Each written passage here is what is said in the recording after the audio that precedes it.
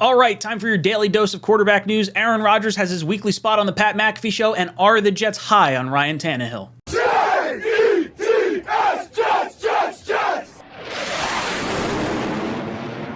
Welcome to Jets Talk. My name's Ryan. I'll be your pilot. If you're new here, hit that subscribe button. If you've been here before, welcome back. I love having you here. Boys and girls, I go live every Monday at 8 o'clock for my live call-in show. This past week, I had Tyson from Let's Talk Jets Radio, so make sure you tune in and watch that recap. And then Tuesday, we come back with our Talking Jets panel. Myself, O'Leary, and Green Bean. This week, we got Richie from Jets Media joining the panel. Very excited to get into the conversation. But let's talk about our story of the day. Got two of them. I guess three. You can talk about the Derek Carr stuff. He's going to get released at 4 p.m. today, or before 4 p.m. But we've got some Aaron Rodgers, Ryan Tannehill type news. So I want to get into it, break down some of the stuff that I saw throughout the day. Let's jump into Aaron Rodgers going on the Pat McAfee Show first. Now, he did have a bunch of comments saying, oh, Ian Rappaport, Adam Schefter, all these guys that are in the know and say they're in the know are not a part of his inner circle. Anyone who knows what Aaron Rodgers is thinking about doing is part of his inner circle, and those people are not going to be talking to Rappaport or Schefter. So that was kind of the overarching big theme of the McAfee Show today. And I think, Rodgers seemed a little irritated because he definitely wants to control this narrative. And when you heard, he's got his darkness retreat right after the Super Bowl. Oh, well, now he's moving it to go on the Pat McAfee Show. And everyone's thinking like all these timelines are changing. He comes onto the show today and he says, this has been planned for 4 months. It's been going on, the date hasn't changed. There's nothing happening. I've been very forward in saying this is what's going to happen. I'm going to go on this retreat. I'm going to clear my mind. I'm going to have a decision when we're all said and done. And we heard the Packers GM come out and say, we definitely want to make sure we have a gauge on what's going to happen. We want to have an idea. We don't want to get caught with our pants down. And when they started trying to guess when the darkness retreat was going to be, basically when Rodgers was going through his timeline and what he sort of thought, he was talking about possibly going on a vacation for a week or a weekend when he gets out, and then that should take us to the beginning of March. So I don't know if we're going to have a concrete definition on what happens with Aaron Rodgers until the end of February. And what happens with Derek Carr at this point? Because the dude's going to be getting quartered by all the different teams. Are the Jets going to be in on it? Apparently they made a call, but did not have a trade accepted. Now, in terms of possibly going back to the Packers or what Aaron Rodgers is thinking, this was the clip that I thought was the most interesting. Yeah, so are you saying, can we count on talking to you next year on Tuesdays on your off day when you're playing for the Packers? Oh, great question, AJ.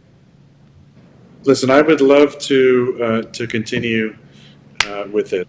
It's a lot of fun for me. Regardless of what I decide to do, I would love to continue to talk to you guys in some capacity. But we'll kind of meet that bridge when we get there. Hell yeah. That's a great way to get out and not answering that, because AJ did frame that pretty perfectly. Even added at the end for the Packers too. Even got those. Remember, Colts got a new offensive minded head coach. Whenever you go into the darkness, the Jets already looking in. Obviously, when you go into the darkness, Raiders obviously looking in. But Green Bay, hey, home sweet home. We can't thank you enough, Aaron. You're the fucking greatest, pal. 18 years, man. It's a long time. That's always going to be home. 18 years is a very long time. His career is legal. You could date his career right now. That's how long he's been in the NFL. It gets hard to leave the city that you've been a part of your entire career. I think Rodgers has always valued the players that have stayed in their sort of positions, but I think that viewpoint may have changed a little bit when Brady wound up going to Tampa Bay and he saw just how great of the treatment he could get with every asset going to the quarterback to try and win a Super Bowl. So, how do we take this? Does it seem more like he's going back to Green Bay maybe? Like there's a soft spot? Or is it more of I'm hanging on to this jersey. This one means a lot to me. I'm going to move on to the next step in my life, whether that be retirement or to the next team. I kind of lean on the second part of that. And I think the Packers, I think what's ultimately going to happen is Rodgers is not going to want to be the bad guy. The Packers are not necessarily going to want to be the bad guy. And I'm sure we're going to get Aaron Rodgers at some point saying, I'm planning to come back and play football. And the Packers are going to say, that's great. Where are you coming to play football? Is it going to be the Packers, or do you want to be traded? And then I think there's going to be this weird standoff as far as like who's right, who's wrong, who's doing the getting rid of the other one.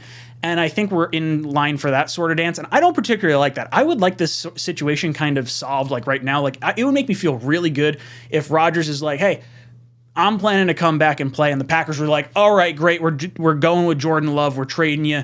Boom. Everything's over at that point. We're not going back and forth with this song and dance that I think is probably on the way down. So I don't know. We'll see. The next point I want to talk about is Ryan Tannehill. And this is coming from Connor Hughes. And there's an article that he put out on SNY.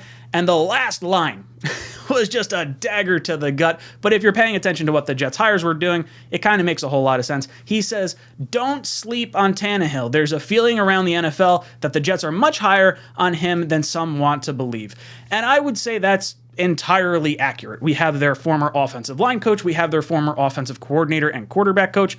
Or I guess tight end coach. I don't know if he was the quarterback coach with Tannehill. But either way, the connection is strong there with the Jets needing to bring in a veteran presence.